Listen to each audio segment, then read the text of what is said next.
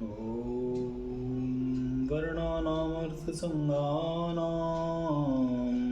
रसानां छन्दसामपि मङ्गलानां च कर्तारो वन्दे वाणीविनायको नारायणं नमस्कृत्य नरं चैव नरोत्तमम् देवीं सरस्वतीं व्यासं ततो जयमुदीरयेत्। गुरुर्ब्रह्मा गुरुर्विष्णु गुरुर्देवो महेश्वर गुरुर्साक्षात् परब्रह्म तस्मै श्री गुरुवे नमः। बोलिए सियावर रामचंद्र भगवान की जय। राधावर कृष्ण कन्हैया लाल भगवान की जय। उमा महेश्वर भगवान की जय। गायत्री ब्रह्मदेव भगवान की जय। सद्गुरुदेव भगवान की जय। माता पिता गुरुदेव की जय। समस्त संतगण भगवान की जय। समस्त भक्तगण भगवान की जय। ओम नमः पार्वती पतये हर हर महादेव।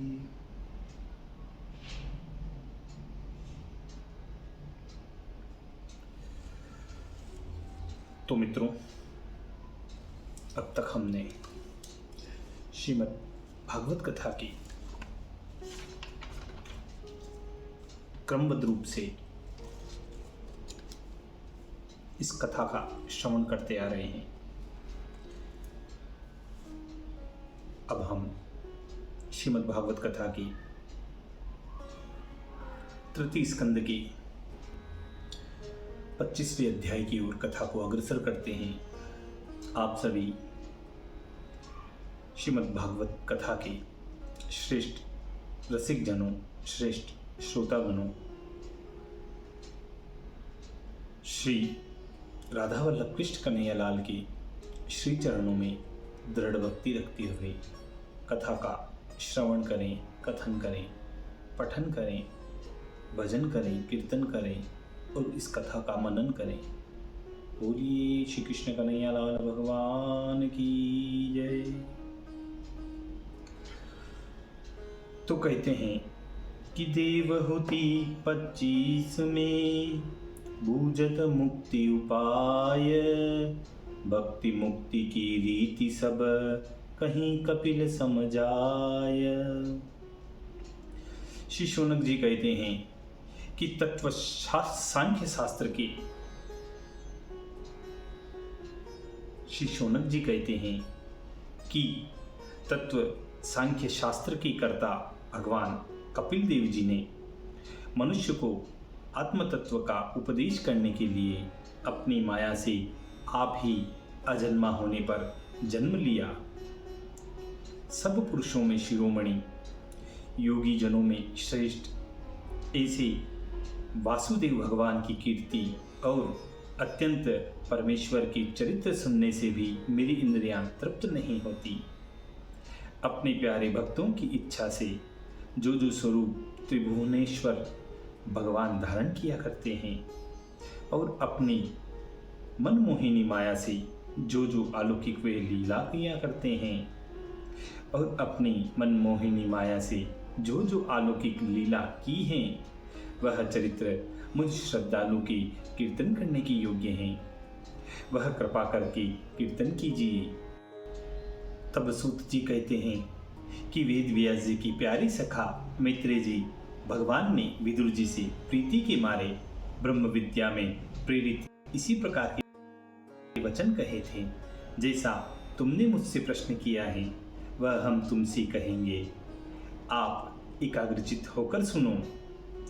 तब मैत्रेय जी बोले कि जब कर्दम जी वन को चले गए तब कपिल देव जी अपनी माता की मनोकामना को पूर्ण करने के अर्थ से उसी बिंदु सरोवर पर वास करने लगे। ने सूत अकर्मी तत्व मार्ग के अग्र दिखने वाले कपिल देव जी को बैठा देखकर ब्रह्म का वचन स्मरण करके देवहूति कहती हैं कि हे भूमन, हे प्रभु, खोटी इंद्रियों की तृष्णा से अब वैराग्य प्राप्त हुआ। जिन विषयों की भावना से अंधतम से गिरना पड़ा है। देखिए, यहाँ एक शंका आती है। शंका यह होती है कि देवहूति ने कपिल मुनि से कहा कि हे पुत्र, खोटी इंद्रियों में तो मैं खेदित होकर छूट गई हूँ, तो फिर कपिल मुनि से मुक्त होने का उपाय क्यों पूछा? क्योंकि जो खोटी इंद्रियों से छूट गया तो वह सब संसार से छूट गया। उसको मुक्ति होने के उपाय पूछने का क्या प्रयोजन था? तो इसके उत्तर में कहते हैं कि देवहूति खोटी इंद्रियों से छूट गई हैं तो भी भगवान को अपना पुत्र देखकर मुक्ति होने वाले कामों का लोप करके अथवा मुक्ति के कर्मों को पुष्ट करने के लिए पूछती हैं। इस प्रकार इसका शंका का निवारण समझना चाहिए। फिर आगे कहते हैं कि जो महागंभीर दुख के समुद्र से कठिनतापूर्वक पार जा सके, उसके अंधकार को पार करने वाले अनेक जन्मों के अंत में आपकी कृपा से मुझको इस सुंदर स्वरूप का दर्शन हुआ है। जो पुरुषों में आद्य पुरुष भगवान ईश्वर हैं, वह आप हो। अंधियारे से अंधे हुए लोगों को सूर्य के समान नेत्र रूप आप उदित होते हो। इस कारण हे देव, यह असत आग्रह, अहम, ममता, मोह आपने ही इनके संयोग कर रखा है और आप हमारे मोह को दूर कर दीजिए। शरणागत प्रतिपालक भगत वत्सल अपने भक्तों की मृत्यु के वृक्ष को काटने के लिए कुठार रूप सधर्म में श्रेष्ठ प्रकृति पुरुष जानने की इच्छा करके मैं आपकी शरण में आई हूँ, इसलिए आपको प्रणाम करती हूँ। मैत्रेय जी बोले कि इस प्रकार अनिंद चाह अपनी माता की सुनकर जो मनुष्य को मोक्ष देने वाली बुद्धि से सराहना कर आत्मज्ञानी संतों की गति मंद मंद मुस्कान से शोभायमान मुख से अपनी माता से वह कपिल देव मुनि कहने लगते हैं कि पुरुषों के कल्याणार्थ ब्रह्म विद्या में आशा रखनी यही मेरा मत है। जिस ब्रह्म विद्या के लाभ होने से सुख दुख का नाश हो जाता है। हे अनदे, हे मेरी मैया, हे माता, सर्व प्रकार से बहुत निपुण योग को सुनने की इच्छा वाले योगी जनों को जो योग मैंने प्रथम कहा था वही कहता हूँ। आप श्रवण करो। निश्चय करके चित्त इसके बंधनार्थ हैं और आत्मा का चित्त मुक्ति के अर्थ भी कहा है। गुणों में आसक्ता होने से बंधन हो सकता है और जो पुरुष ईश्वर में लगे तो मुक्ति हो जाती है। गुणों में आसक्तता होने से बंधन होता है और जो पुरुष ईश्वर में लग जाए तो उसकी मुक्ति हो जाती है। जब मेरा यह अभिमान उठा हुआ काम लोभादि मलों से रहित शुद्ध मन होता है, तब सब दुख नाश होकर सुख की प्राप्ति हो जाती है। तब पुरुष आत्मा केवल प्रकृति से परे निरंतर स्वयं ज्योति अणुमात्र अखंडित परमेश्वर को ही भजती हैं। ज्ञान, वैराग्य, भक्ति युक्त आत्मा द्वारा सबसे उदासीन प्रकृति से पराक्रम का नाश करने वाला ब्रह्म जीव ब्रह्म को देखता है। भगवान अखिलात्मा में लगे हुए के समान योगियों को ब्रह्म सिद्धि के लिए इससे अधिक और मंगलदायक मार्ग नहीं होता है। इस जीव का जगत में आसक्त हो जाना यह अजर अमर फांसी कही गई है।